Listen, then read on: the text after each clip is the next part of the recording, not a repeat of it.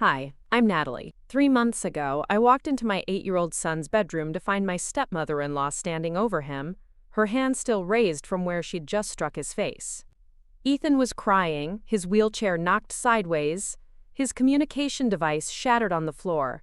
Victoria looked me dead in the eye and said, "He had it coming." That was the moment I realized this wasn't about discipline, it was about something much darker.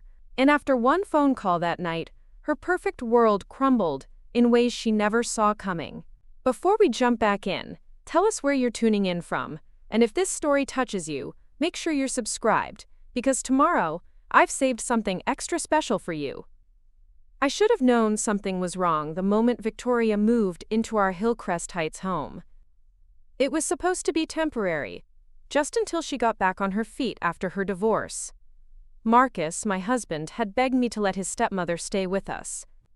She'd helped raise him after his mother died, he said. She was family.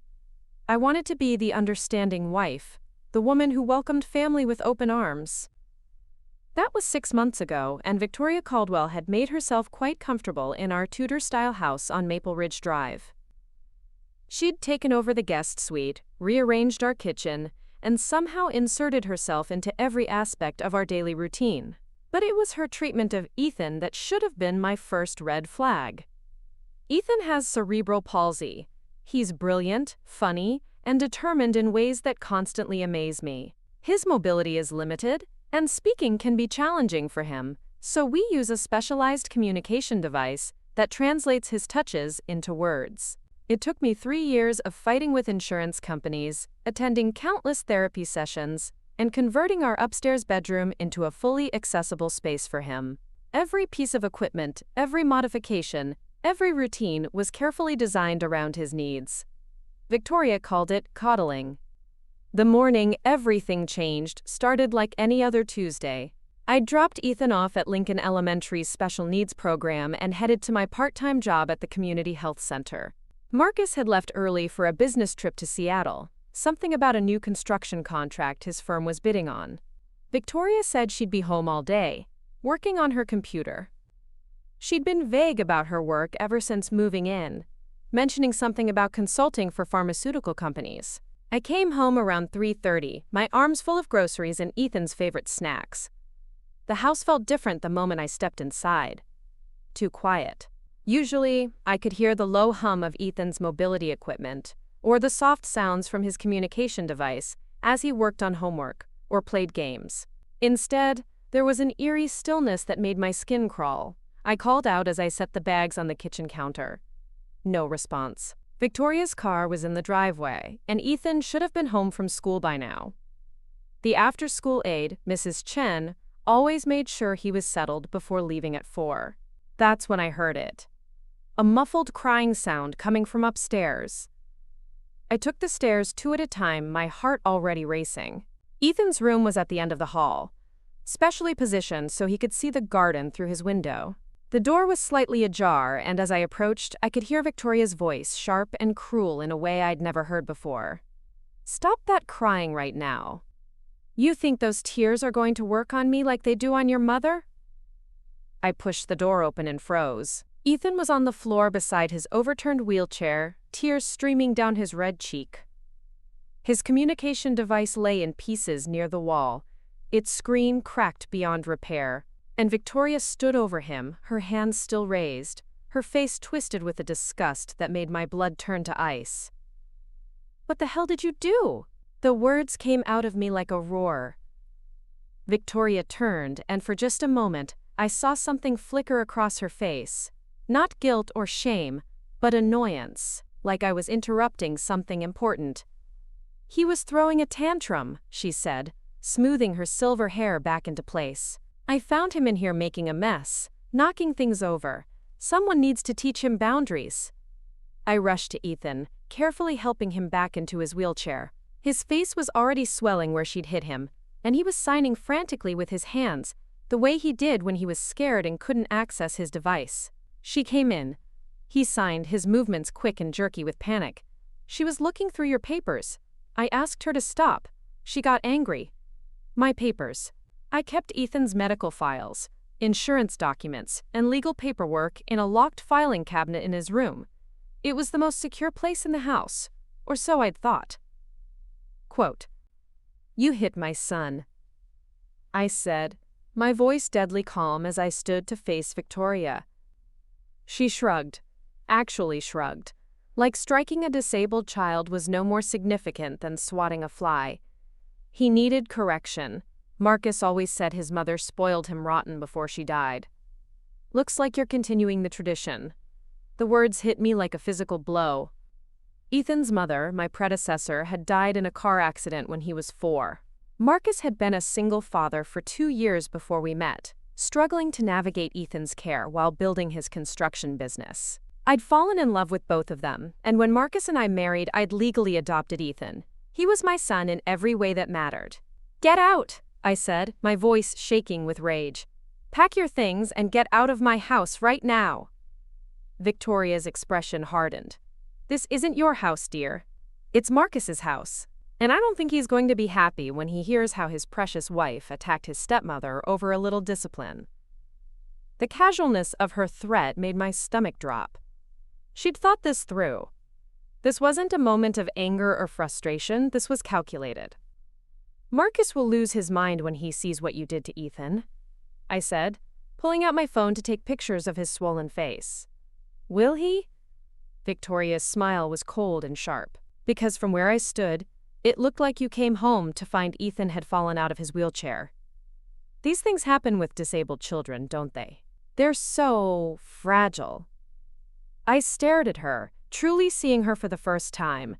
This wasn't the grieving widow who'd helped raise my husband. This was someone capable of hurting a child and lying about it without a moment's hesitation. "You're sick," I whispered. "I'm practical," she corrected. "And I'm family. Marcus will believe me over you. He always has." That last part stung because there was truth in it. In the 6 months Victoria had been living with us, I'd noticed Marcus deferring to her opinion more and more. She had a way of positioning herself as the voice of experience, the one who knew him best. When I'd expressed concerns about her criticism of Ethan's therapy routine, Marcus had brushed them off. When I'd mentioned that she seemed to be going through our mail, he'd said I was being paranoid. I helped Ethan get situated properly in his wheelchair, checking the damaged wheel where it had hit the wall when she knocked him over. His communication device was beyond repair. The screen shattered and the internal components scattered across the hardwood floor. That device had cost $8,000, and it had taken 18 months of appeals to get insurance to cover it. "Mama," Ethan signed weakly, "my words are broken." The way he said it, like losing his primary means of communication, was just another thing that happened to him, broke something inside me. He'd learned to accept so much already. Doctors who talked over him, classmates who stared, adults who assumed he couldn't understand, because speaking was difficult for him. And now Victoria had taken away his voice and expected him to accept that too. "We'll fix it," I promised, though I had no idea how. "Everything's going to be okay." But as I knelt beside his wheelchair, Victoria's shadow still looming over us, I knew nothing was okay. This woman had shown her true nature, and she was right about one thing. Marcus would believe her story over mine. He'd want to believe it because the alternative meant accepting that he'd brought a monster into our home. Victoria left the room without another word, her heels clicking down the hallway like she owned the place. I heard her door close with a soft click that sounded more like a threat than anything she'd said out loud. I spent the next hour cleaning up the mess, carefully gathering the pieces of Ethan's device and documenting everything with photos. The red mark on his face was darkening into a bruise that would be impossible to hide. His wheelchair had a bent spoke that would need professional repair. And the filing cabinet that should have been locked was sitting wide open, papers scattered across the floor. As I sorted through the documents, my heart sank. These weren't just medical files. Victoria had been going through everything. Insurance policies, bank statements, Ethan's trust fund paperwork, even the documents related to his late mother's estate. Some papers were missing entirely, including the original copy of my adoption agreement and Ethan's updated birth certificate listing me as his mother. Why was she looking at these? I asked Ethan as I helped him into more comfortable clothes. He was quiet for a long moment, his hands moving slowly as he considered his answer. She asked me questions about Mama Sarah, about the money she left for me. I told her I don't know about money things. That made her angry. Sarah. Ethan's biological mother, the woman whose shoes I'd tried so hard to fill. She'd established a substantial trust fund for Ethan before she died, money that was meant to cover his medical expenses and ensure his future security. Marcus and I were co-trustees, but the funds were specifically earmarked for Ethan's care. I felt a chill run down my spine. Victoria hadn't just hit Ethan because he'd caught her snooping. She'd been researching his inheritance, and he'd been the only witness to her going through confidential documents. In her mind, a disabled 8-year-old who couldn't communicate clearly was the perfect victim. Who would believe him over a well-spoken adult? But she'd made one crucial mistake. She'd assumed I would be like Marcus, someone who'd rather keep the peace than face uncomfortable truths. She'd expected me to smooth things over, to make excuses, to protect the family harmony at my son's expense. She'd underestimated what a mother would do for her child. After I got Ethan settled with dinner and his favorite movie, I went to my bedroom and called Marcus. It went straight to voicemail. Preparing and narrating this story took us a lot of time, so if you are enjoying it, subscribe to our channel. It means a lot to us. Now back to the story. I tried twice more before remembering he'd mentioned the construction site had poor cell service. He wouldn't get my messages until evening. I sat on the edge of my bed, staring at the phone, weighing my options. I could wait for Marcus to come home, try to explain what had happened, and hope he'd believe me over Victoria. But his track record suggested otherwise, and by then she'd have time to craft her story, maybe even dispose of whatever documents she'd taken from Ethan's files. Or I could take control of the situation myself. I scrolled through my contacts until I found the name I was looking for, Diana Reeves. She'd handled my adoption of Ethan and had been adamant about establishing clear legal protections for his inheritance. I'd always liked her direct approach and her obvious concern for Ethan's welfare. It was after business hours, but Diana had given me her personal number for emergencies involving Ethan's care. If this didn't qualify as an emergency, nothing did. She answered on the second ring. Natalie? Is everything all right? I told her everything. The assault, the broken communication device, the rifled papers, Victoria's threats about Marcus believing her over me. Diana listened without interrupting, occasionally asking for clarification about specific details. You did the right thing by calling me, she said when I finished. This isn't just about physical abuse, though that's serious enough. If Victoria's been accessing Ethan's trust fund documents, she may be planning something more significant. Can you get him to a doctor tonight? I think so. Dr. Walsh at Sacred Heart usually takes my calls. Good. Get medical documentation of his injuries. And Natalie, don't let Victoria know you've involved a lawyer. Let her think she's gotten away with this for now. After hanging up with Diana, I called Dr. Walsh's after-hours line. Karen Walsh had been Ethan's pediatrician since I'd married Marcus, and she'd become more than just a doctor. She was an advocate who understood the challenges families like ours faced, and she'd helped me navigate everything from insurance battles to school accommodations. Bring him in, she said immediately after I explained the situation. I'll meet you at the office. An hour later, I was sitting in the familiar pediatric examination room while Dr. Walsh carefully photographed Ethan's bruised face and documented the swelling around his cheek and jaw. Ethan was tired and overwhelmed, but he answered her questions as best he could. Signing when speaking became too difficult. Did the lady hurt you anywhere else?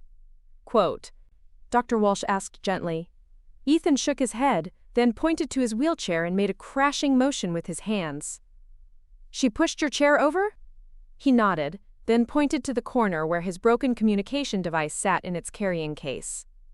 Dr. Walsh's expression hardened as she examined the shattered equipment. This is specialized medical equipment.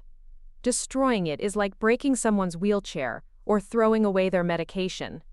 It's not just property damage, it's an attack on his basic ability to function. She completed her examination and handed me copies of everything. I'm required to report this to Child Protective Services. Given Ethan's vulnerabilities, they'll take this very seriously. Child Protective Services. The words made my stomach clench, even though I knew Dr. Walsh was right. Ethan was exactly the kind of child predators targeted: vulnerable, dependent on others for care, and assumed to be unreliable as a witness. By the time we got home, it was nearly 9 o'clock. Victoria's car was gone from the driveway, but her belongings were still scattered throughout the house. She'd left a note on the kitchen counter. "Gone to visit Vanessa for a few days. Tell Marcus I'll be back this weekend." Vanessa was Victoria's sister who lived across town in an expensive downtown condo. The note was clearly meant to establish an alibi, to make it look like she'd left for innocent family reasons rather than fleeing the scene of a crime. I helped Ethan get ready for bed, both of us exhausted by the day's trauma. As I tucked him in, he looked up at me with those serious, dark eyes that always seemed older than his 8 years. "Are you sad, Mama?" I smoothed his hair back from his forehead, careful not to touch the bruised area. "I'm angry that someone hurt you. But I'm not sad, because we're going to make sure it never happens again." He nodded solemnly. "Victoria doesn't like me." The simple statement broke my heart. Ethan had picked up on Victoria's hostility long before I'd been willing to acknowledge it. Children, especially children who had to read people carefully for their own safety, often saw things adults missed. "That's not about you," I told him firmly. "That's about something broken inside her. You are perfect exactly as you are."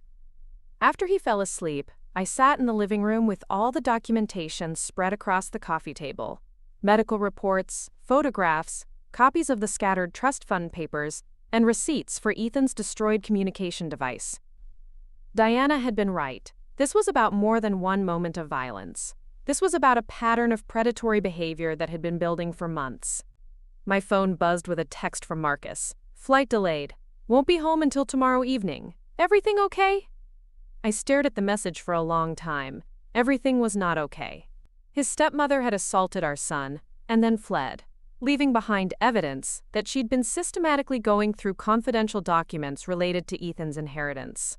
But explaining that in a text message felt impossible, and I'd already learned that Marcus's first instinct was to defend Victoria. "We need to talk when you get home," I typed back. "It's important. Can't it wait? This deal is crucial for the business." His response told me everything I needed to know about his priorities. Even after 6 months of Victoria's subtle undermining, even with clear signs that something was wrong, Marcus would choose the path of least resistance. He'd want me to smooth things over, to find a way to coexist with someone who'd shown herself capable of hurting our child. That's when I realized I was completely on my own in this fight. But for the first time in months, that didn't scare me. It liberated me. I picked up my phone and scrolled to another contact: Tommy Rodriguez, a private investigator Diana had recommended during the adoption process. We'd never needed his services then, but Diana had said he specialized in cases involving family conflicts and child protection. It was late, but I called anyway. When he answered, his voice was alert, despite the hour. "This is about my son," I said without preamble. "Someone hurt him today, and I think it's connected to something bigger. Can you help me?" Quote, "Tell me everything," Tommy said, and I heard the sound of him reaching for a notepad. "Start from the beginning." And so I did, beginning with the day Victoria moved into our house and ending with her convenient disappearance. Tommy asked good questions, ones that made me realize there had been warning signs I'd dismissed or rationalized away. "She's been living in your house for 6 months, he said when I finished. "That's plenty of time to gather information, make copies of documents, even establish legal residency. If she's planning something involving your son's trust fund, she's been methodical about it." "What kind of something?" "Custody challenges, conservatorship claims, insurance fraud.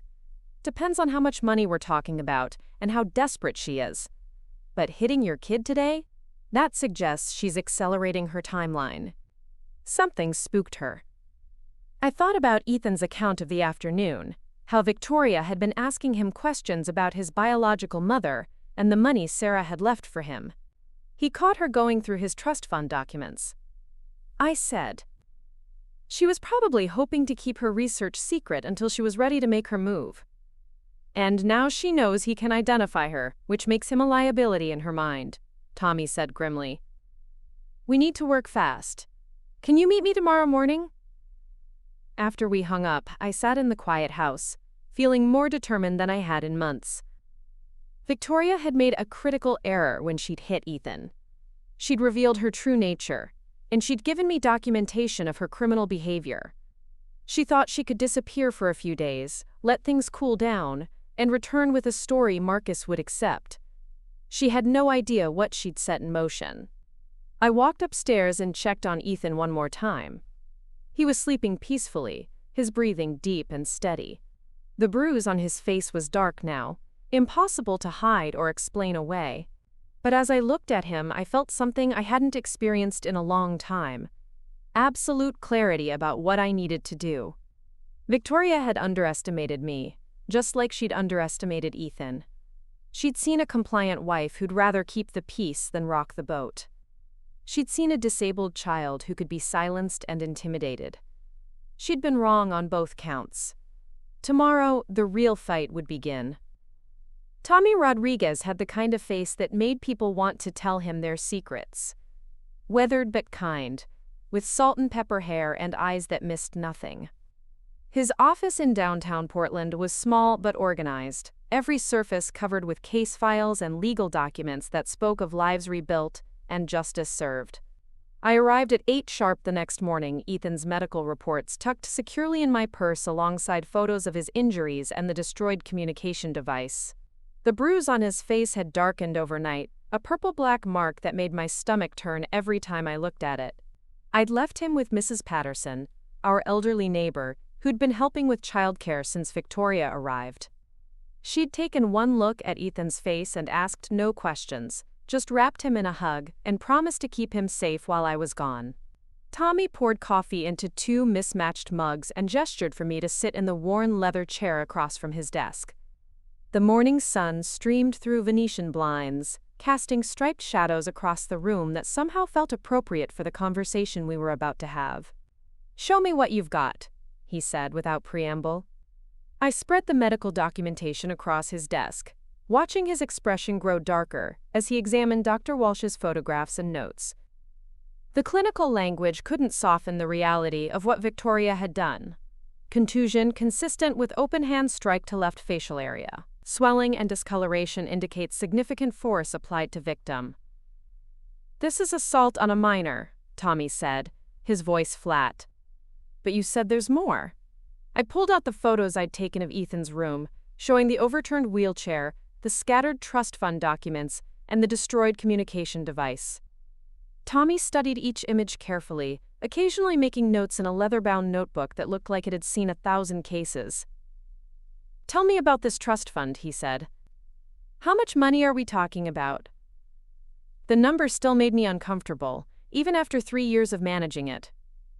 Sarah, Ethan's biological mother, came from money. Old Portland family, multiple generations of successful businesses. When she died, she left everything to Ethan in a carefully structured trust. The principal is just over $2.7 million. Tommy's pen stopped moving. "Jesus, that's serious money." The trust pays for all of Ethan's medical expenses, therapies, equipment, and will eventually fund his long-term care needs. Marcus and I are co-trustees, but we can't touch the principal. It's ironclad, set up by some of the best estate attorneys in the state. "Ironclad for you and Marcus," Tommy corrected. "But what happens if something changes? If Marcus dies, if you divorce, if someone successfully challenges your fitness as a guardian?" The implications of his questions hit me like ice water. "I don't know." I never thought to ask. "We need to find out. And we need to understand what Victoria was looking for in those documents." He leaned back in his chair, fingers drumming against his coffee mug. "Has she shown any unusual interest in Ethan's care or his medical needs?" I thought back over the past 6 months, remembering conversations I'd dismissed as Victoria trying to be helpful. She's asked a lot of questions about his therapy schedule, his equipment costs, why certain treatments were necessary. She kept saying things like, "In my day, children with disabilities were taught to cope without all these expensive gadgets. What about his doctors? His school?" She's never gone to appointments with us, but she's been home when therapists came to the house. And she's asked about his IEP meetings at school, wanted to know what accommodations he gets and why they're necessary. Tommy made more notes. She's been gathering information about his level of dependency, building a case that he's more impaired than he actually is, or that you're not managing his care appropriately. The thought made my chest tight. But that's insane. Ethan is thriving. His teachers say he's one of the brightest kids in his class, which is exactly why her approach won't work, as long as we can prove it. But first, we need to understand her endgame. Tommy reached for his phone. I'm calling an attorney I know who specializes in disability rights and trust law. Elena Vasquez. She'll be able to tell us what vulnerabilities exist in Ethan's trust structure. While Tommy made the call, I wandered to his office window, looking down at the busy street below. Normal people going about their normal lives, unaware that someone could systematically target a disabled child for financial gain. The ordinariness of it all felt surreal compared to the nightmare my life had become in less than 24 hours. Elena can see us this afternoon, Tommy said, hanging up. But first, I want to dig into Victoria's background. You said she was recently divorced. Last year. She claimed her husband left her with nothing, that she needed time to get back on her feet financially. What did she do for work before the divorce? I realized I didn't actually know. She said she worked in pharmaceutical sales, but she's been vague about the details. She mentioned consulting work since moving in with us, but I've never seen evidence of any clients or income. Tommy's expression grew thoughtful. Pharmaceutical sales would give her access to medical terminology, understanding of treatment protocols, knowledge about insurance and healthcare systems. Perfect background for someone planning to challenge a disabled child's care. He turned to his computer and began typing. Victoria Caldwell, recently divorced in Oregon. Let's see what public records tell us about her recent activities. What came up on the screen made my blood run cold. Victoria had filed for bankruptcy 6 months before her divorce was finalized. Her debts were substantial: credit cards, personal loans, and something called a promissory note for nearly $400,000 to a company I didn't recognize. She's not just broke, Tommy said grimly. She's in serious financial trouble, the kind that makes people desperate enough to target vulnerable family members. He clicked through more documents, his frown deepening with each page. Look at this. 3 months ago, she retained a law firm that specializes in guardianship and conservatorship cases. She's been planning this for a while. The room felt like it was spinning. Planning what, exactly? Best guess? She was going to claim that Marcus is an unfit guardian because he works too much, and that you're unfit because you're not Ethan's biological parent. Then petition the court to appoint her as his conservator, giving her control over his medical decisions and his trust fund. But she hit him. She destroyed his communication device. How could that possibly make her look like a better guardian? Tommy leaned back in his chair, his expression grim. Because she never expected to get caught. The plan was probably to document instances of Ethan being out of control or difficult to manage. Maybe claim he was aggressive, or had behavioral problems that required more structured care. Destroy his ability to communicate effectively, then present herself as the calm, experienced adult who could handle him. I felt sick. She was setting him up. And setting you up too. Every criticism about your parenting, every suggestion that Ethan was spoiled or coddled, was building toward a narrative that you're too permissive and emotional to make good decisions for a special needs child. My phone buzzed with a text message. Marcus, landing in 2 hours. Need to go straight to job site. We'll be home for dinner. We can talk then. I showed Tommy the message. He still doesn't know what happened. Good. Let's keep it that way until we understand the full scope of what we're dealing with. Tommy printed out the bankruptcy documents and court filings.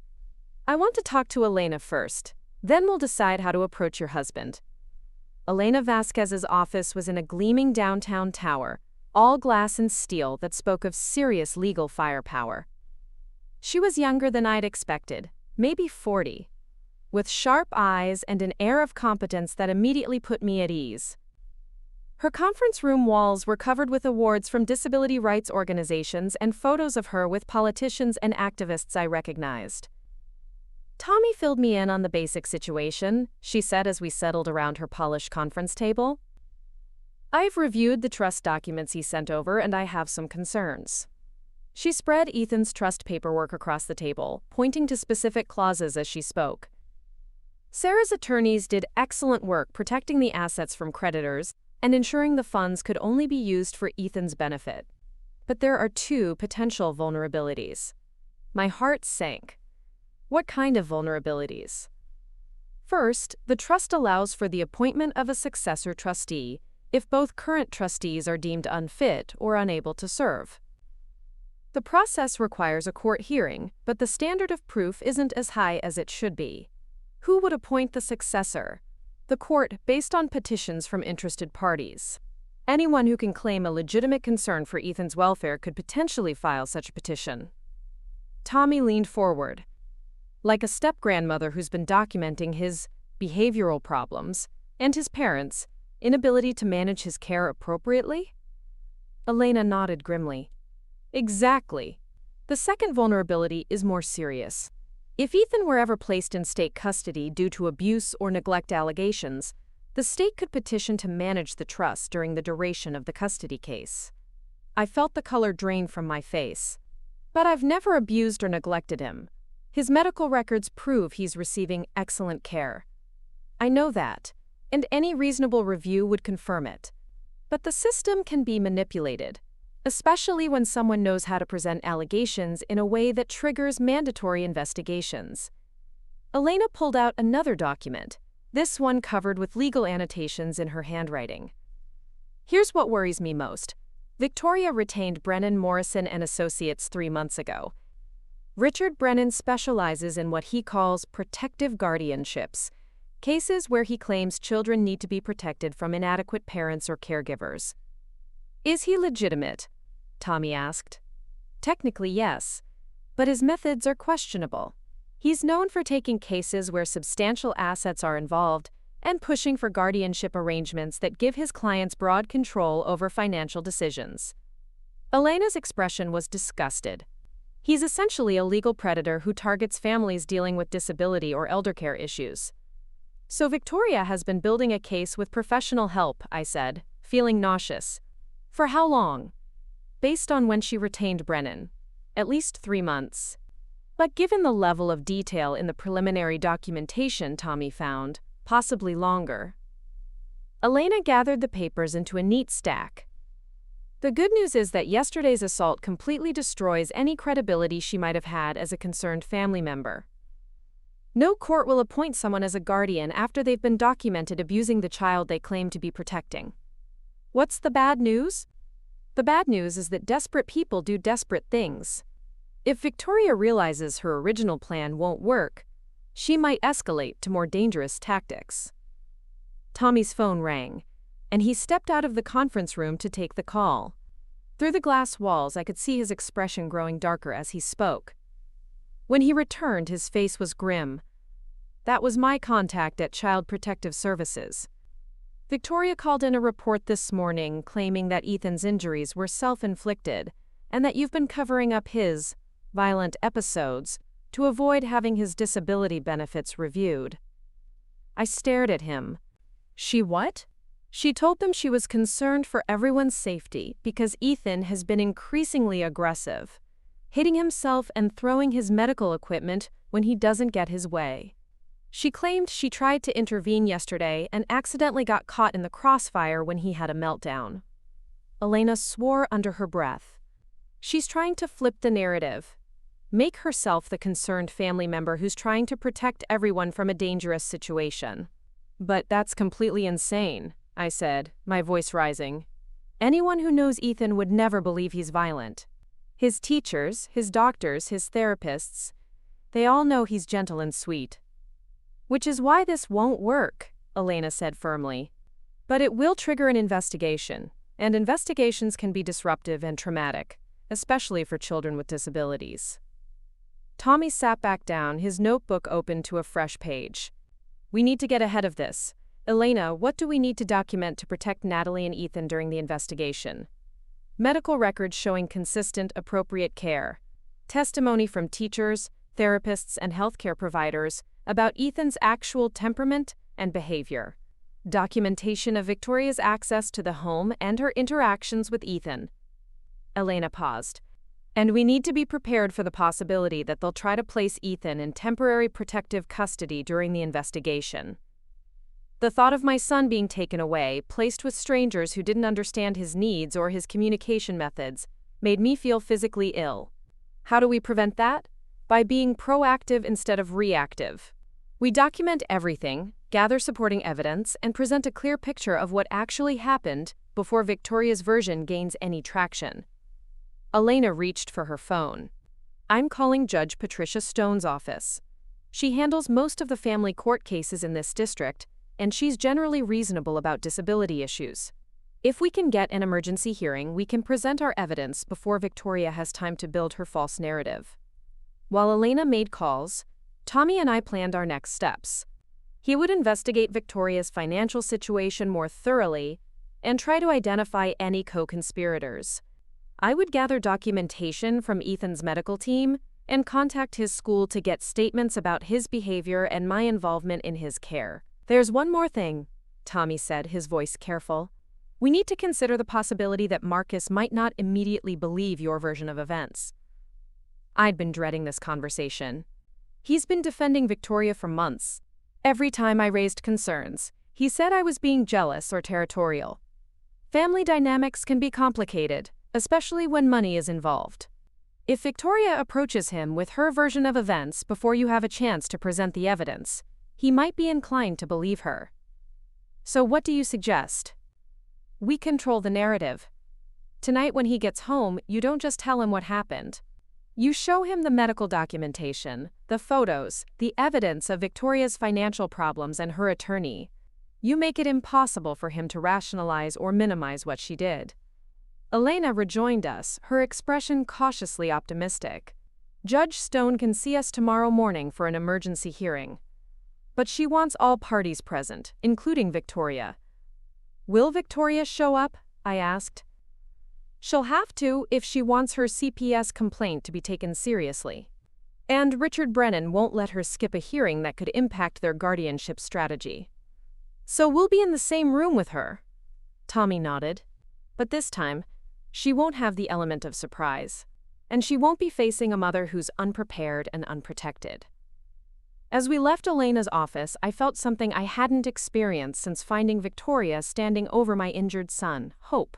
Not the naive hope that everything would work out on its own, but the determined hope that comes from taking action and refusing to be a victim. Victoria had spent months setting up an elaborate scheme to steal from my son. She'd counted on me being passive, on Marcus being dismissive, on the system being slow to respond to a disabled child's needs. She'd made one crucial miscalculation. She'd underestimated what happens when you threaten a mother's child. I drove home through the afternoon traffic, my mind clear and focused in a way it hadn't been for months. Victoria's car was still gone from the driveway, but her absence no longer felt ominous. It felt like the calm before a storm she'd never see coming. Mrs. Patterson met me at the door, her lined face creased with worry. "How's our boy doing?" she asked, glancing toward the living room, where I could hear the soft sounds of Ethan's backup communication device. "He's stronger than she thought," I said, and realized I was talking about myself as much as my son. Ethan looked up when I entered the living room, his face brightening despite the ugly bruise that marked Victoria's attack. He was working on a puzzle, his movements careful but determined. The sight of him, resilient and focused despite everything that had happened, filled me with fierce protective energy. "How was your day, baby?" I asked, settling beside him on the couch. His response came through the backup communication device, the computerized voice somehow managing to convey his personality despite its mechanical tone. "Good day, miss you." Mrs. Patterson made cookies. I hugged him carefully, mindful of his injuries. "Tomorrow is going to be a big day. We're going to make sure Victoria can never hurt you again." He looked at me seriously, his dark eyes reflecting an understanding that 8-year-olds shouldn't need to have. Victoria go away forever? Yes, I said without hesitation. Forever. As evening approached, I found myself watching the clock, waiting for Marcus to come home. I'd rehearsed the conversation in my mind dozens of times, but I knew the reality would be different. 6 months of Victoria's manipulation had changed him, made him defensive about his family and dismissive of my concerns. But I had something now that I hadn't had before. Proof. Not just my word against hers, but documentation that even Marcus couldn't rationalize away. When I heard his truck in the driveway, I took a deep breath and prepared for the fight of my marriage. Because that's what this was going to be. A fight for Marcus to see the truth, to choose his son over his loyalty to the woman who'd raised him. Victoria had counted on that loyalty to protect her. She was about to learn that some betrayals are too deep to forgive, even for family. The front door opened, and I heard Marcus's tired voice calling out a greeting. In a few moments, he would see Ethan's bruised face and demand answers. The careful world Victoria had constructed was about to collapse, and this time she wouldn't be here to control the narrative. I gathered the medical reports, the photographs, and the legal documents Elena had prepared. Then I went to meet my husband, ready to show him exactly who he'd invited into our home. Marcus stood in the doorway, his construction boots still dusty from the job site, his face showing the exhaustion of a long day followed by flight delays. He dropped his overnight bag with a thud and started to smile at me, but the expression froze when he saw my face. "What's wrong?" he asked, his voice immediately shifting from tired to alert. "You look like someone died." I gestured toward the living room where Ethan was still working on his puzzle, the purple bruise on his left cheek visible even from the hallway. Marcus followed my gaze and went completely still. Jesus Christ, what happened to his face? The question hung in the air between us like a loaded weapon. 6 months of careful navigation around Victoria's presence. 6 months of swallowing my concerns to keep the peace. 6 months of watching my husband choose willful blindness over uncomfortable truth. All of it came down to this moment. Victoria hit him. I said simply. Marcus blinked at me like he hadn't heard correctly. What did you say? Yesterday afternoon. I came home and found her standing over him. His wheelchair was knocked over, his communication device was destroyed, and she had just slapped him across the face hard enough to leave that bruise. I watched his face carefully, looking for the flash of anger I expected, the protective fury that should have been his immediate response. Instead, I saw something that made my stomach drop, doubt. "That doesn't sound like Victoria," he said slowly. "Are you sure you didn't misunderstand what you saw?" The words hit me like a physical blow. After everything I'd discovered in the past 24 hours? After the medical documentation and the legal consultation, and the evidence of Victoria's systematic planning, Marcus's first instinct was still to defend her. Misunderstand? I kept my voice level, but I could feel the anger building in my chest. "Marcus, look at your son's face. Look at the bruise. You think I imagined that?" "No, but maybe there's more to the story. Maybe Ethan fell, or maybe Victoria was trying to help, and something went wrong." I stared at my husband, this man I'd loved and married and built a life with, and realized that Victoria's manipulation had been even more successful than I'd thought. She hadn't just positioned herself as the wise elder deserving of respect, she'd systematically undermined my credibility in my own marriage. "Come with me," I said, leading him toward the kitchen where I'd laid out all the documentation from my day of investigation. Marcus followed reluctantly, still glancing back toward Ethan with confusion, rather than the protective rage I'd expected. When he saw the papers spread across our kitchen table, his expression grew wary. "What is all this?" I handed him the medical report from Dr. Walsh, watching his face as he read the clinical description of Ethan's injuries. The detached medical language seemed to hit him harder than my emotional account had. Contusion consistent with open hand strike. He read aloud, his voice getting quieter. Significant force applied to victim. He looked up at me. "Dr. Walsh wrote this? Last night. I took Ethan to her office for documentation." She's required by law to report suspected child abuse. The word, abuse, seemed to physically recoil him. Natalie, that's a serious accusation. It's not an accusation, Marcus. It's what happened. I pulled out my phone and showed him the photos I'd taken of Ethan's room. This is what I found when I got home. His wheelchair knocked over, his communication device smashed to pieces, and Victoria standing over him with her hand still raised. Marcus studied the images, his construction worker's eye automatically assessing the damage. $8,000 worth of specialized equipment, reduced to scattered plastic and circuitry.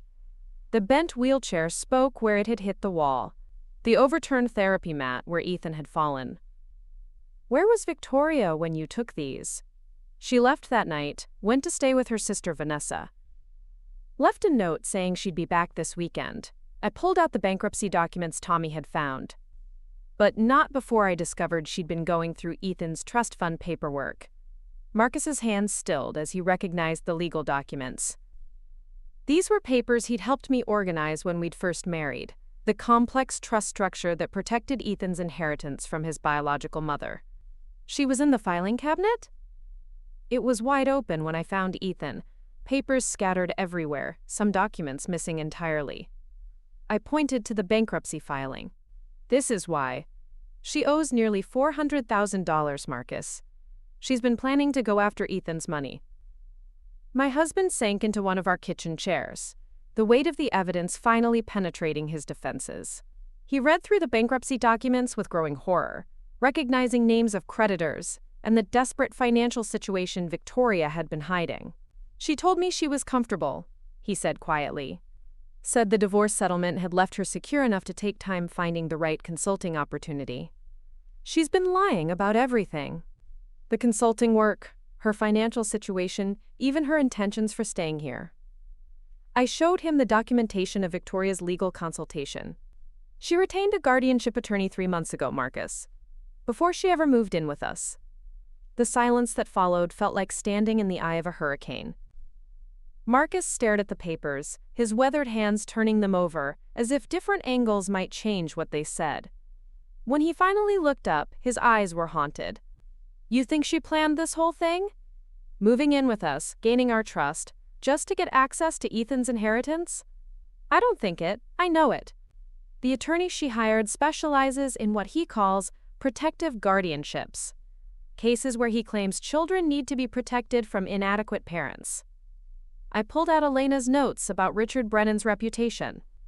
She was building a case that were unfit guardians so she could petition the court to manage Ethan's trust herself. Marcus stood up abruptly, pacing to the kitchen window that overlooked our backyard. The swing set we'd installed for Ethan sat empty in the fading daylight, a reminder of the normal family life we'd been trying to build before Victoria arrived to tear it apart.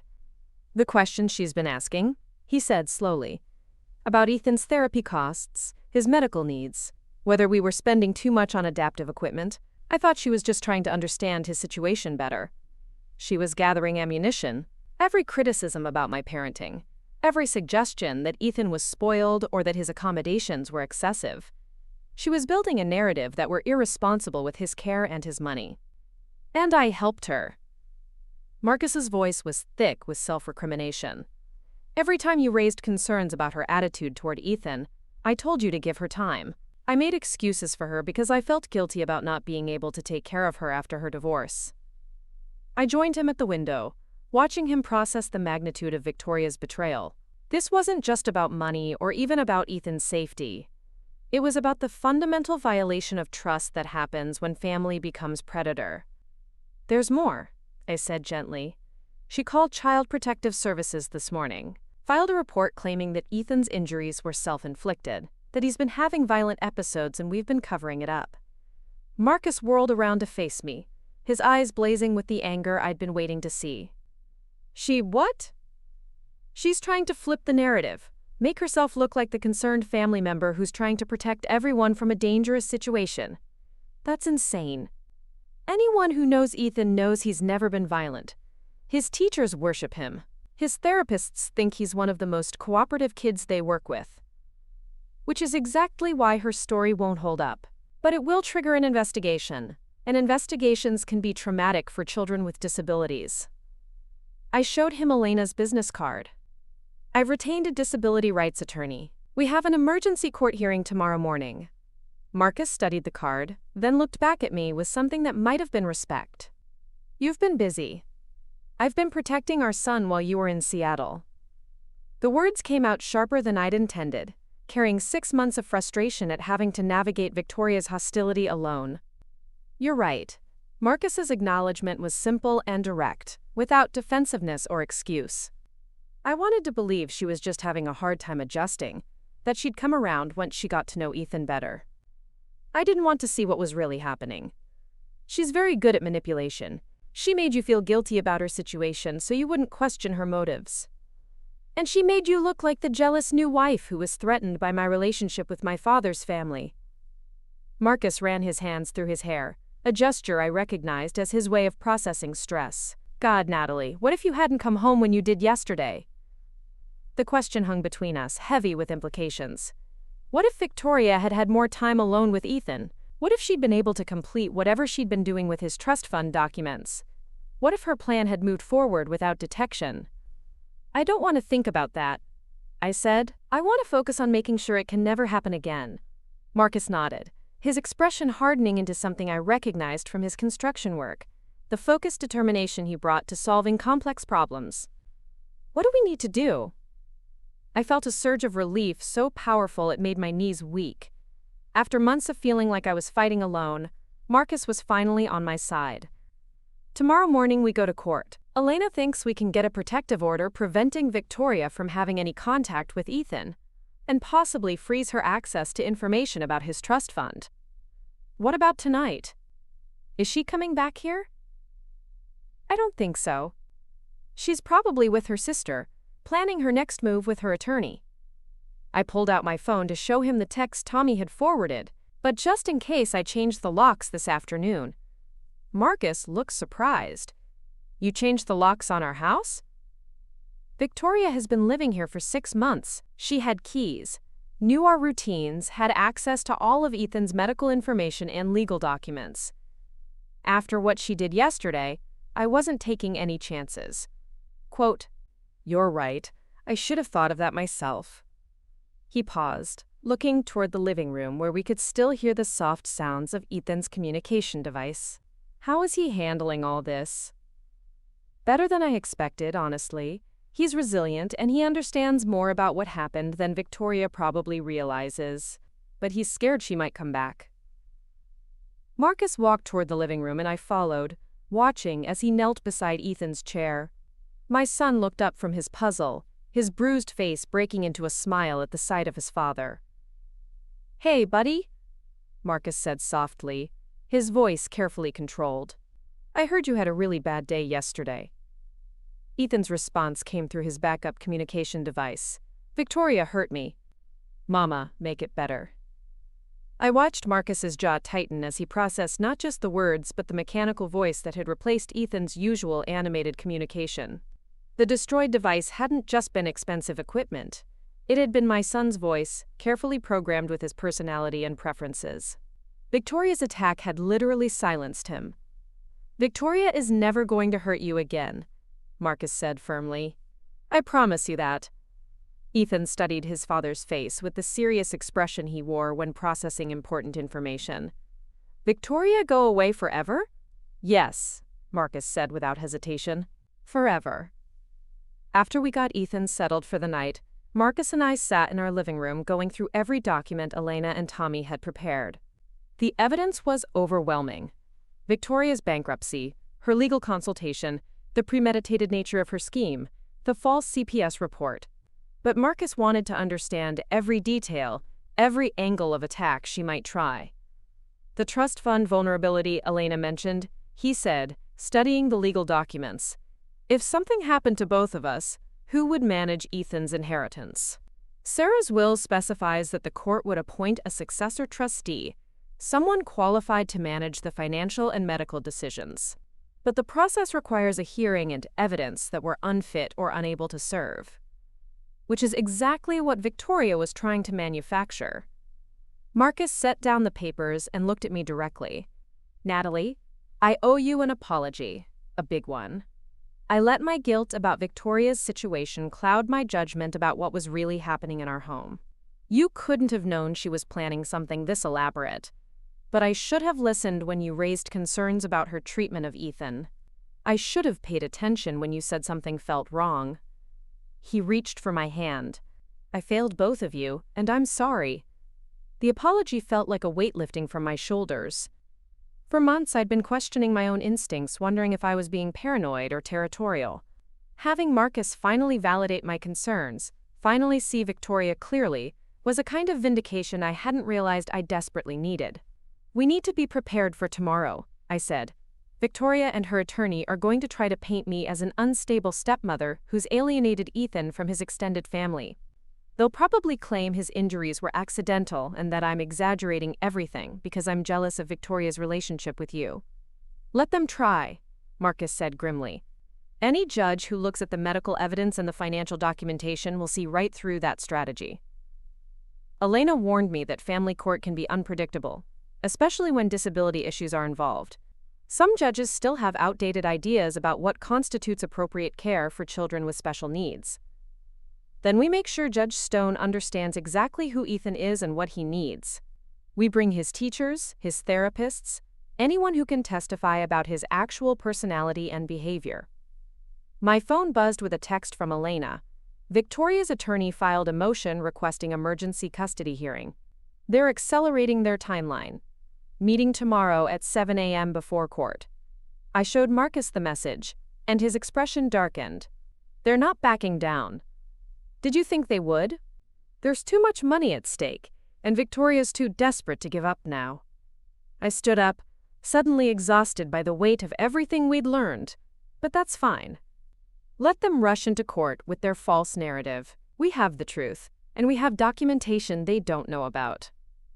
As we prepared for bed, I found myself thinking about Victoria's confidence yesterday when she'd threatened to tell Marcus her version of events.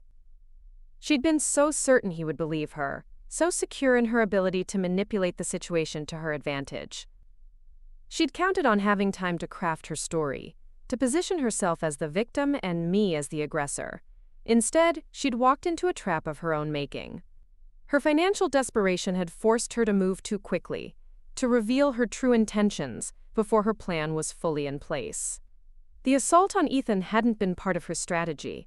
It had been a moment of panic when she realized he could identify her going through confidential documents. That moment of panic was going to cost her everything. I checked on Ethan one more time before going to sleep, finding him peaceful despite the trauma of the past day. The bruise on his face was still dark and angry, but his breathing was steady and calm. Tomorrow would bring another kind of battle, one fought in courtrooms with legal documents instead of fists. But tonight, he was safe in his own bed, surrounded by people who genuinely loved him. Victoria had miscalculated badly when she'd assumed I would be easy to intimidate or dismiss. She'd seen a stepmother trying to keep the peace, and mistaken that for weakness. She'd forgotten that the most dangerous thing you can do is threaten someone's child. Tomorrow she would learn the difference between a woman trying to avoid conflict and a mother fighting for her son's life. The Multnomah County Family Court building looked more like a fortress than a place of justice, all concrete and steel that seemed designed to intimidate rather than welcome. I sat in Elena's car in the parking lot, watching other families walk through the heavy glass doors carrying folders of documents and expressions of barely contained desperation. Everyone here was fighting for something precious: custody, safety, the right to make decisions about their own lives. Elena finished her phone call and turned to me with the focused intensity that had made her reputation in disability rights law. Judge Stone reviewed the emergency filings last night. She's concerned about the conflicting narratives and wants to hear testimony from all parties before making any temporary custody decisions. My stomach clenched. What does that mean exactly? It means Victoria and her attorney will get to present their version of events, and we'll get to present ours. The judge will decide whether there's enough evidence of abuse or neglect to justify removing Ethan from your care while the investigation proceeds. Tommy approached from across the parking lot, his weathered face grim as he carried a thick briefcase. Victoria just arrived with her legal team. Richard Brennan brought 2 associates and what looks like a child psychologist. A psychologist? I felt my chest tighten. Why would they need a psychologist? Elena's expression darkened. They're going to claim Ethan needs professional evaluation to determine if he's been traumatized by his home environment. It's a standard tactic in guardianship cases. Position the child as too damaged or impaired to give reliable testimony about his own situation. The calculated cruelty of it took my breath away. Victoria wasn't just trying to steal Ethan's inheritance. She was prepared to destroy his sense of self in the process. Present him to the court as a damaged, unreliable witness, whose communication difficulties made him unsuitable to participate in decisions about his own life. Marcus pulled into the parking space beside us, his face set in hard lines that reminded me why other contractors respected him on job sites. He'd spent the morning calling Ethan's teachers and therapists, building the testimonial foundation we'd need to counter Victoria's narrative. Mrs. Patterson had agreed to stay with Ethan during the hearing, keeping him away from the courthouse drama that could traumatize him further. Dr. Walsh is here, Marcus said as he joined our group. She brought copies of all of Ethan's medical records going back 3 years. Principal Morrison from Lincoln Elementary is coming at 10 with his special education coordinator. Elena nodded approvingly. Good. The more witnesses we have to Ethan's actual temperament and your involvement in his care, the harder it will be for them to paint you as negligent or abusive. We walked through the courthouse security together, our documentation organized in Elena's professional briefcases. The metal detectors and armed guards felt surreal, a reminder that family court dealt with cases where people's desperation sometimes turned violent. I wondered how many other families had sat in these uncomfortable plastic chairs, waiting for judges to decide their futures based on competing stories about love and harm. The family court waiting area buzzed with nervous energy.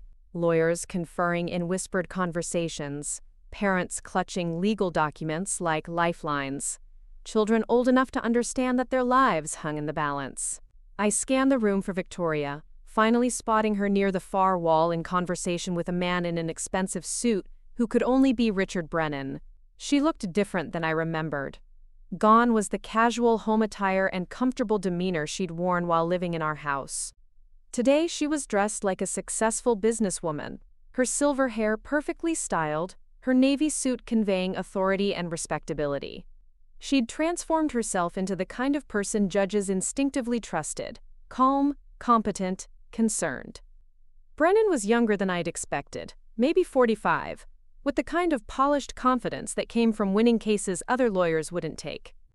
He gestured animatedly as he spoke to Victoria, occasionally glancing in our direction with the calculating look of someone sizing up an opponent. That's him, Elena murmured. Richard Brennan. He's good at what he does, which makes him dangerous. What exactly does he do?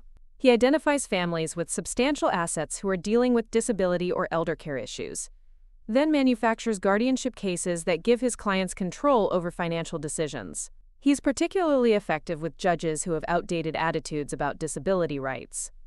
Tommy leaned closer. I did more research on his recent cases. 3 families in the past 2 years, all involving children or elderly people with significant inheritances. In each case, his clients gained financial control through guardianship appointments.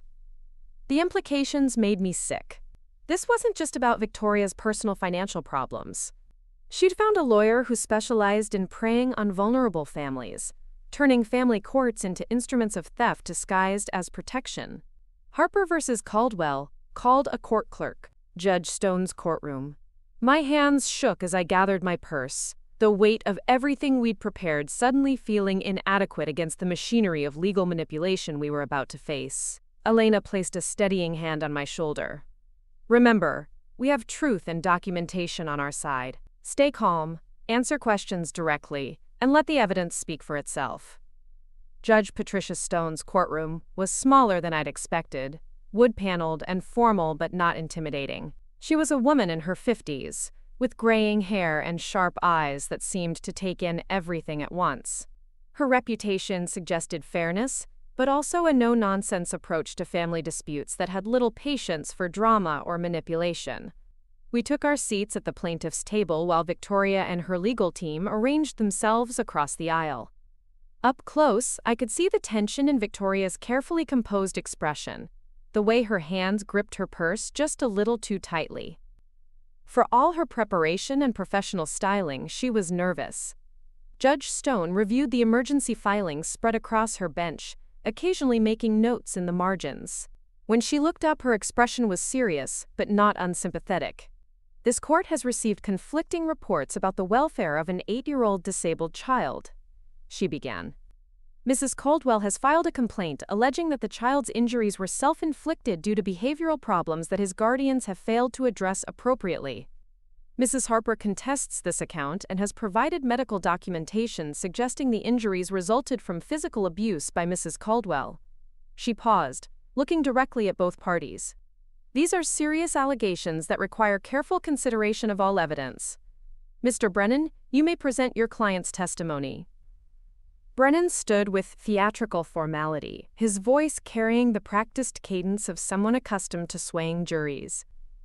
Your Honor, my client Victoria Caldwell is a concerned family member who has witnessed disturbing patterns of behavior that suggest this child is not receiving appropriate care for his complex medical and behavioral needs.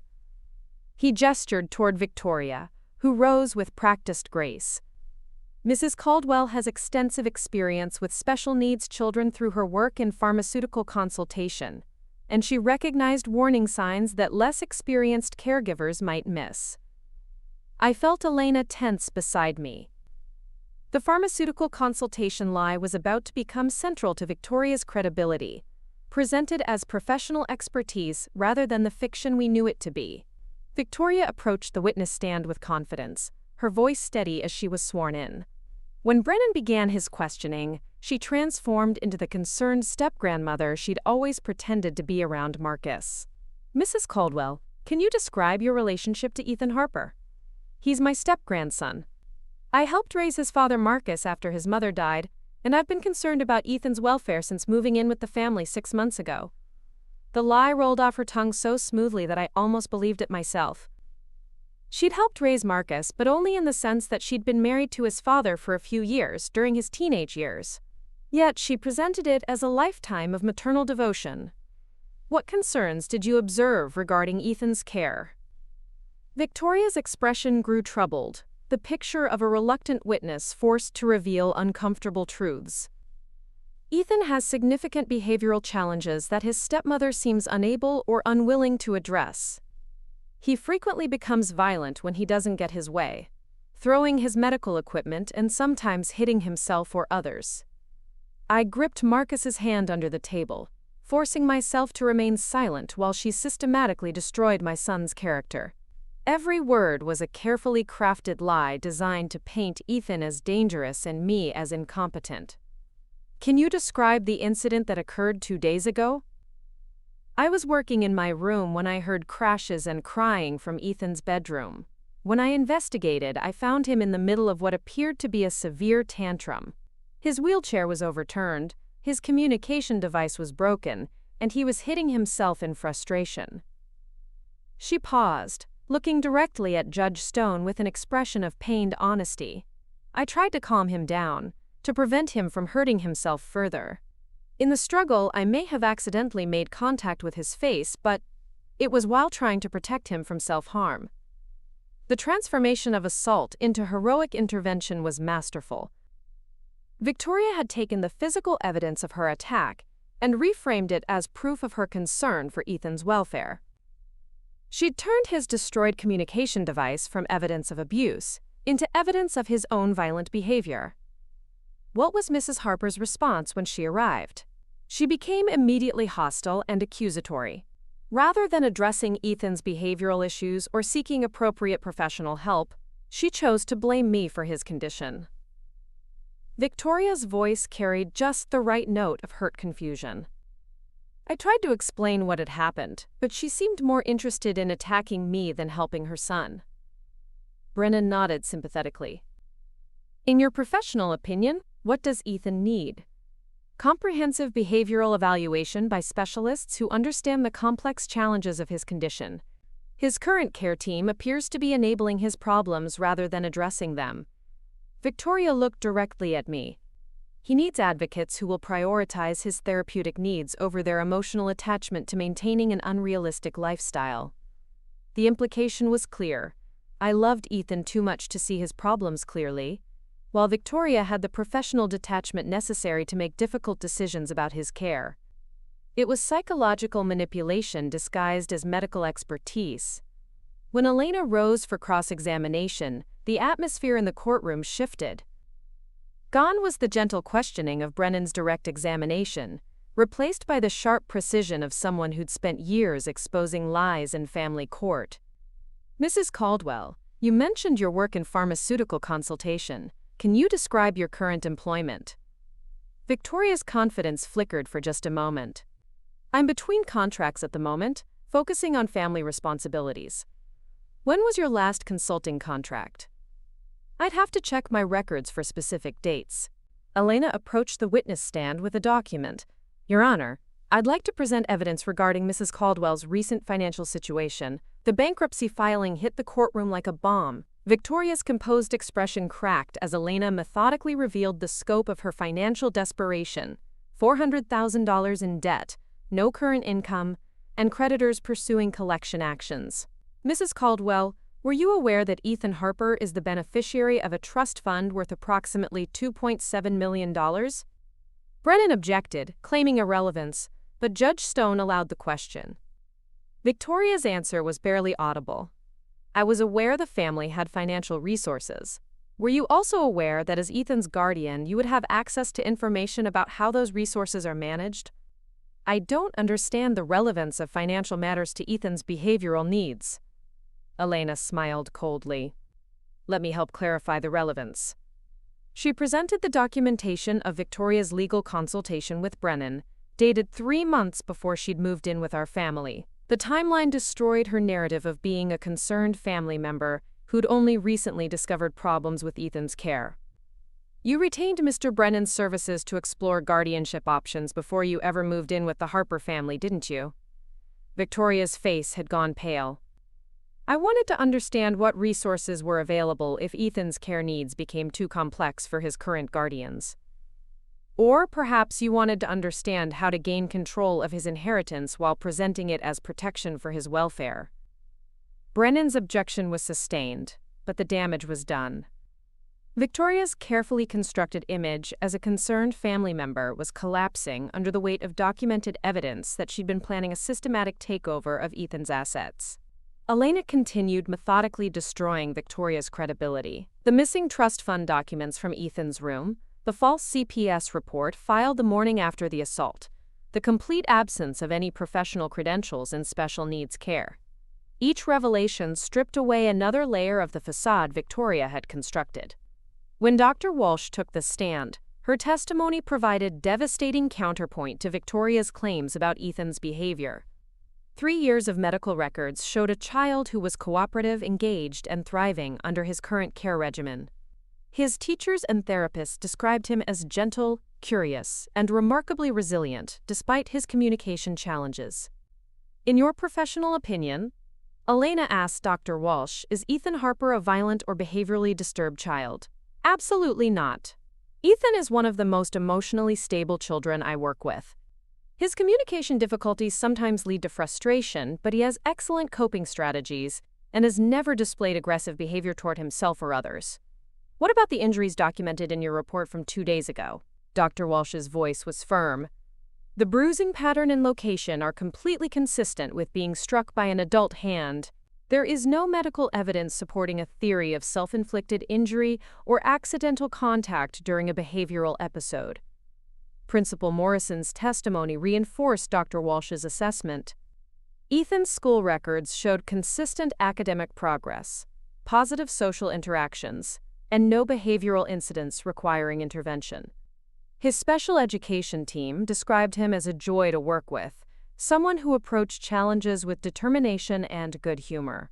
When it was our turn to present testimony, I took the stand with my hands shaking but my voice steady. Elena guided me through the events of 2 days ago, allowing me to describe in detail what I'd witnessed when I found Victoria standing over my injured son. Mrs. Harper, in the 6 months Mrs. Caldwell lived in your home, did you ever witness the behavioral problems she's described? Never.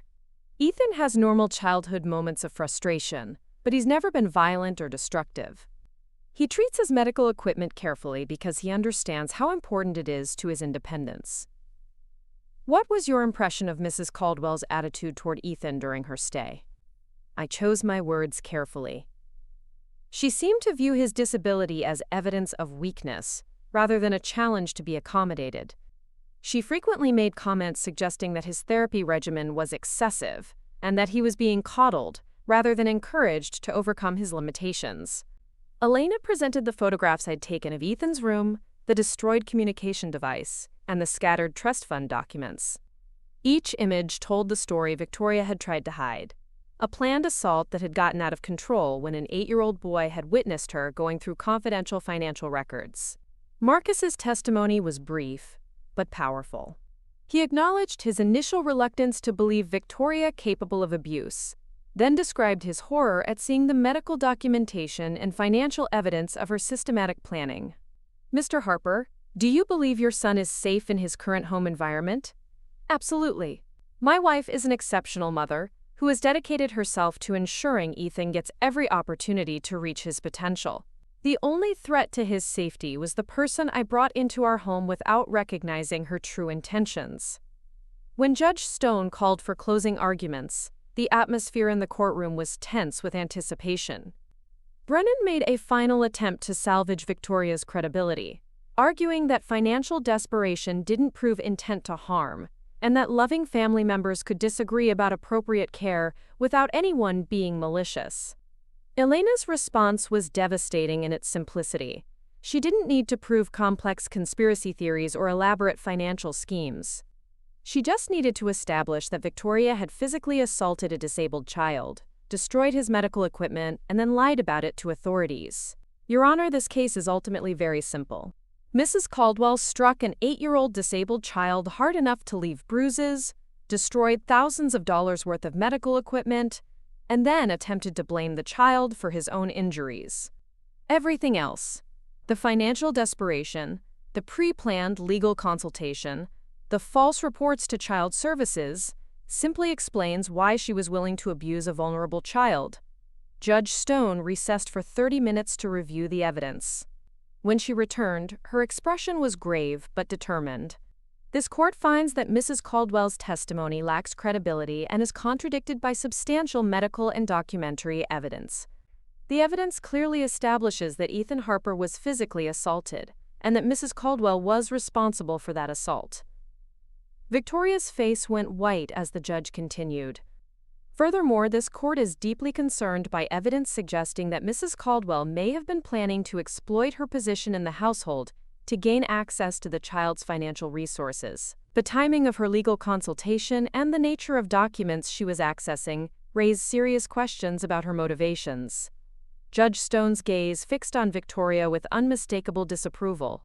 This court hereby grants a permanent restraining order, preventing Mrs. Caldwell from having any contact with Ethan Harper or access to information regarding his care, education, or financial affairs. Additionally, this court is referring this matter to the district attorney's office for consideration of criminal charges.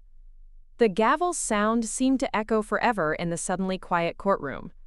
Victoria sat frozen in her chair, the reality of her complete defeat finally penetrating her shock. Brennan was already gathering his papers, no doubt calculating how quickly he could distance himself from a case that had blown up so spectacularly. As we walked out of the courthouse into the bright morning sunshine, I felt lighter than I had in months. The threat that had loomed over our family for so long was finally, definitively ended. Victoria would never again have the opportunity to hurt Ethan or manipulate our family dynamics.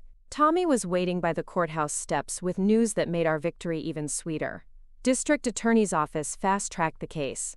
Victoria's being arrested this afternoon on charges of child abuse and attempted fraud. Elena smiled with the satisfaction of someone who'd spent years fighting for families like ours. She made one crucial mistake. She assumed that because Ethan has communication challenges, no one would believe his version of events. She forgot that children with disabilities often have the strongest advocates.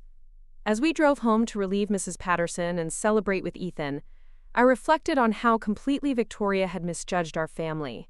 She'd seen what she thought was a compliant stepmother, an absent father, and a vulnerable disabled child. Instead, she'd found a protective mother willing to fight, a father who chose his son over his guilt, and a community of professionals dedicated to children's welfare. Victoria's plan had been sophisticated and carefully executed, but it had one fatal flaw.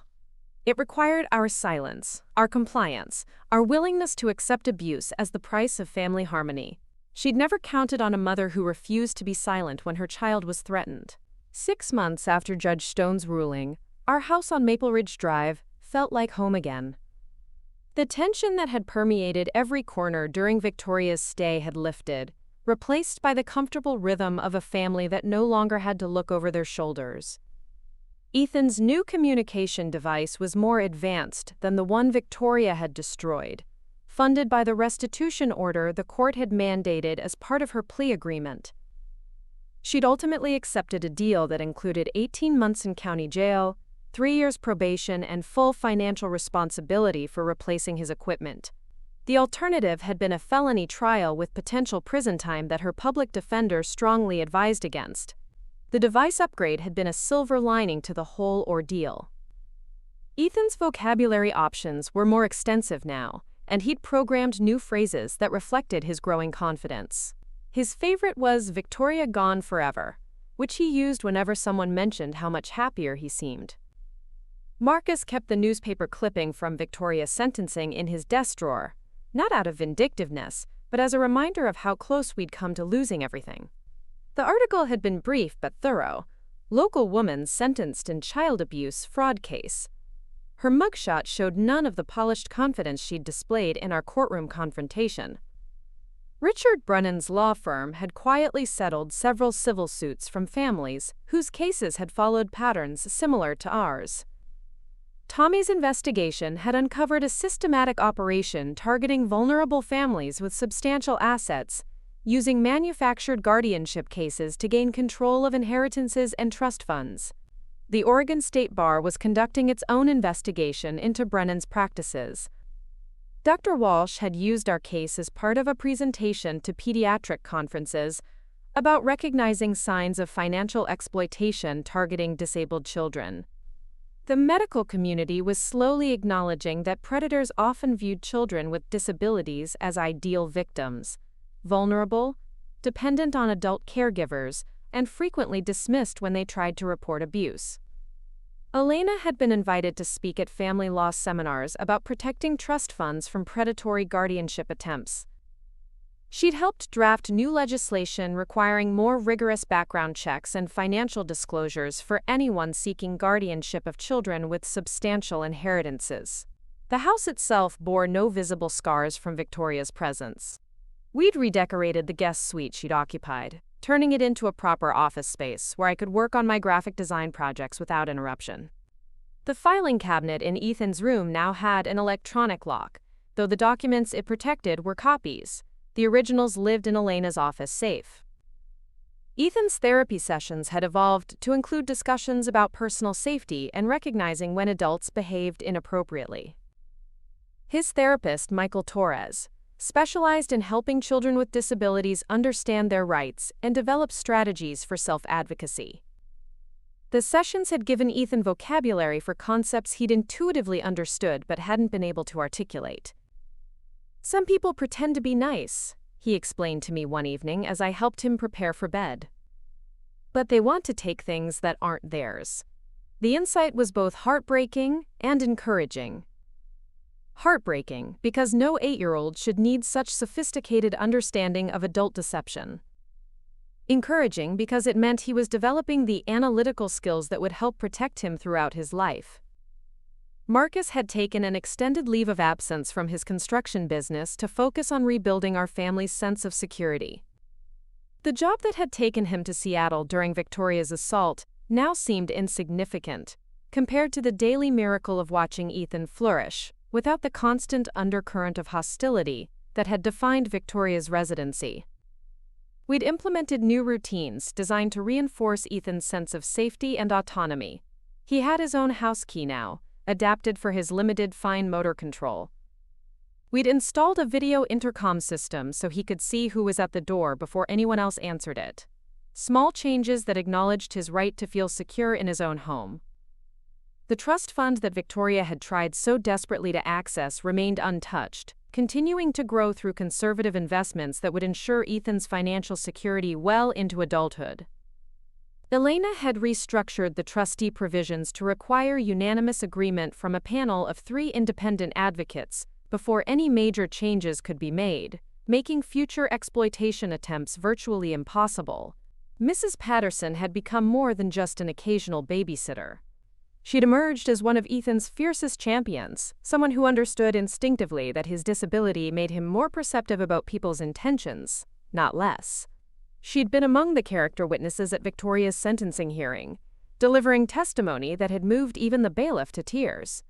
The special education program at Lincoln Elementary had used our experience to develop new protocols for identifying and reporting suspected abuse of students with disabilities. Principal Morrison had implemented training for all staff about recognizing signs that children might be experiencing exploitation at home, particularly when substantial financial resources were involved. Tommy had expanded his investigative practice to specialize in protecting families from financial predators. The publicity from Victoria's case had brought him dozens of clients dealing with similar situations: elder abuse, guardianship fraud, and trust fund manipulation schemes that targeted the most vulnerable members of society. On quiet evenings when Ethan was settled with his homework, and Marcus was reviewing construction plans, I sometimes reflected on how profoundly Victoria's attack had changed our family's trajectory. Not just the immediate trauma of the assault and legal battle, but the deeper transformation that came from surviving something we'd never imagined we'd have to face. We'd learned that love alone wasn't enough to protect the people we cared about. We needed legal knowledge, financial literacy, and professional networks that could respond quickly when threats emerged. We'd discovered strength in ourselves that we'd never known existed, and developed advocacy skills that would serve Ethan throughout his life. The evening news occasionally featured stories about guardianship abuse or financial exploitation targeting disabled individuals. Marcus would reach for the remote to change the channel, but I'd ask him to leave it on. These stories weren't entertainment for us. They were reminders that other families were fighting battles similar to the one we'd survived. We were lucky, I told him during one such news segment. We caught Victoria early enough to stop her before she could do irreversible damage. It wasn't luck, Marcus replied. You recognized the threat and acted on it. You saved our family. The recognition meant everything to me, not because I needed credit, but because it acknowledged how close we'd come to a very different outcome. If I'd been more compliant, more willing to keep the peace, more trusting of Victoria's supposed good intentions, Ethan might have spent years under the control of someone who viewed him as a resource to be exploited rather than a child to be loved. As I tucked Ethan into bed that night, he asked me the question that had become his bedtime ritual. Victoria never come back? Never, I assured him, the same response I'd given every night for 6 months. She can't hurt you or take your things or tell lies about you ever again. He smiled with the pure contentment of a child who felt genuinely safe. Good. Tomorrow, Mrs. Patterson, make cookies? If you ask her nicely, I'm sure she will. The simple exchange represented everything Victoria had tried to destroy and everything we'd fought to preserve.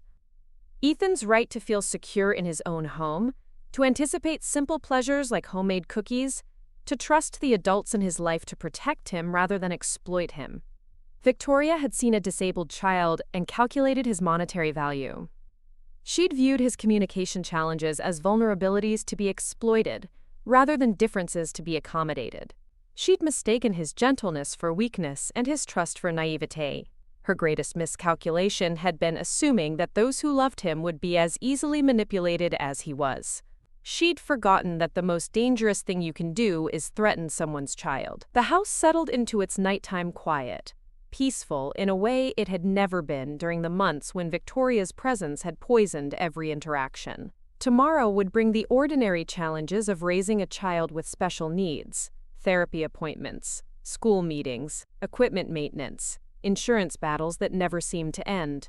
But they would be our challenges, faced by people who genuinely cared about Ethan's welfare rather than his bank account. Victoria's scheme had been sophisticated and nearly successful, but it had ultimately been defeated by something she'd never understood: the power of a family that refuses to abandon its most vulnerable member. Some doors, once slammed shut, should never be reopened. Victoria's attempts to force her way back into our lives had ended the moment Judge Stone's gavel fell.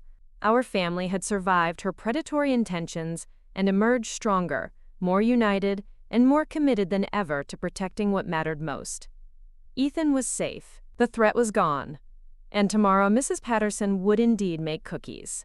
Up next, you've got 2 more standout stories right on your screen. If this one hit the mark, you won't want to pass these up. Just click and check them out.